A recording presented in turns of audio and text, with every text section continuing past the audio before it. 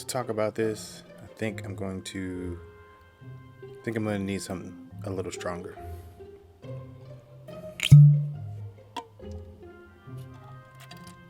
Yeah, that's all I need.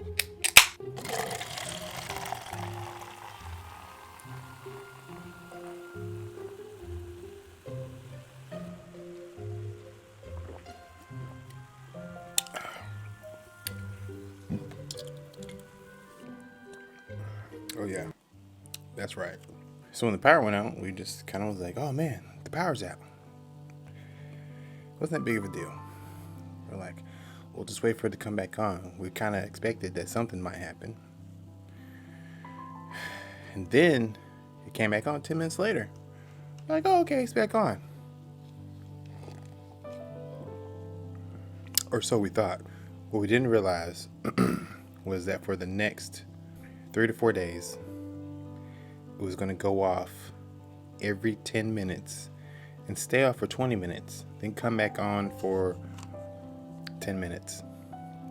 You know, it takes about sometimes 3 to maybe 6 minutes for your internet router to boot up, reconnect to its base station wherever through networking, and be able for you to access the internet. The Wi-Fi signal will pop up, say it's on, but it hasn't fully connected through the network yet. And so the 10 minutes that were allotted for electric power, 3 to 6 of those minutes were the router booting up. And so by the time we could access Wi-Fi, check mail, emails, send messages, maybe get online to report something, next thing you know, we'd be on there, we'd all be quiet. And it would just go, oof. D, why are you talking about the Wi-Fi? Weren't you worried about being cold? I'm a little bit more tolerant of the cold than I am of lack of communication. And our cell phone, the LTE network, was almost as if it was non-existent when the Wi-Fi would go out. I couldn't get a signal for crap. So 20 minutes we were sitting there in the dark. At some point we had candles and stuff like that, but we were mostly in the dark without any way of communicating to the outside world. If we called somebody, they couldn't hear us. And so I thought, man, that's crazy. Internet would come back up. Even if we didn't get to connect to the Wi-Fi, our cell phone signals were good. I started to believe that the power disruption was affecting the LTE towers. Because some of us have AT&T, some of us have T-Mobile. Can't blame it on one company, but we can blame it on the hardware. The pure insanity behind turning somebody's power off for 20 minutes and then turning it back on for 10. I know it's not as bad as completely having it off, but the difficulty that came in keeping anything charged. Dug in my camera bag and I found my Aperture Accent B7C, and it came in clutch because I cranked that thing on and it was perfect. I mean, we had light, we had bright light, so we weren't in the dark. Even with all the candles, this light was brighter. Flashlights, this light was brighter. But this light is also ran by battery, and it takes a lot longer to charge than 10 minutes. So by the time it was dead, I couldn't recharge it. I left it in the lamp. It would come on when the power would come on. The power would go off. It'd stay on for 2 minutes and it would go back off. Then I started hearing reports of people completely without power for days. The few moments we got online, that's what we would see. Then they called these up and down, lights on and off, rolling blackouts. We spent days trying to figure out what the heck this was all about because of the fact that we had no internet access and no way of communicating. We got this information a lot slower than we probably would have if we would have had electricity or a generator. We even tried to get a generator. They were all sold out. There are no, battery packs that had wall plugins on them or anything. It was just nothing. And then everybody started picking the stores clean. Then the water started becoming bad and they issued a water boil notice. It snowed twice. I think there's 12 inches of snow in the backyard right now. We're scared. We're confused. We've been without electricity since 2:30 Monday morning. Don't really know the temperature in our And then house, all the but you people, can see all your the breath. separate people They need suffering. to fix this freaking mess. I've been without power since Sunday.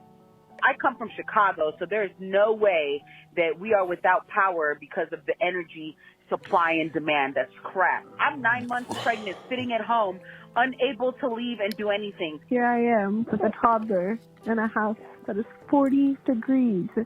We are freezing. I really think that this is criminal. I think that some people should definitely resign over this. We should have been prepared for this. People are suffering because of the lack of planning and preparedness by the people in position. This whole situation doesn't make any sense. Canada, Alaska, all those places, maybe even New York, Chicago, they're probably more prepared than Texas was. But Texas should have been prepared, and that is the point. With all this technology, how are they not prepared? How is nothing ready? Why are there no precautions for this kind of thing? We all know as Texans that this kind of thing happens in Texas, where the weather can be extremely hot and a few days later it's extremely cold. One good thing came out of it, and that was snow. Yeah, people want to see snow out here. Not everybody, but a lot of people do. Took advantage of a little bit of time and took pictures.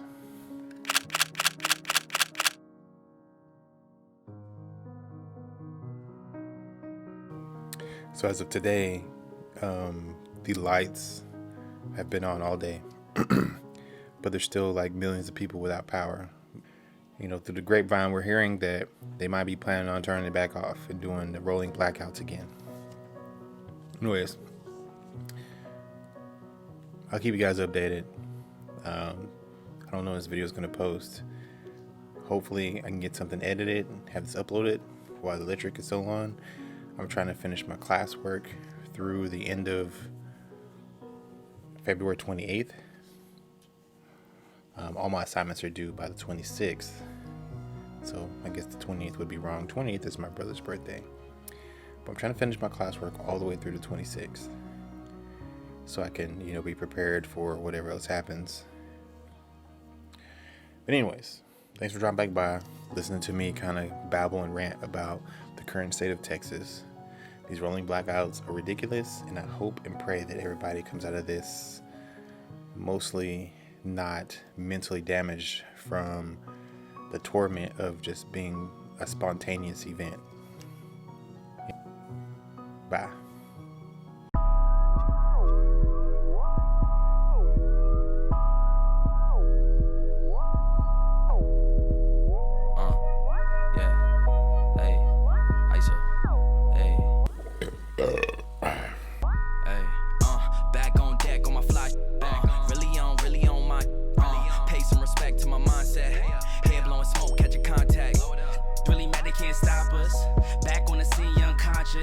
Always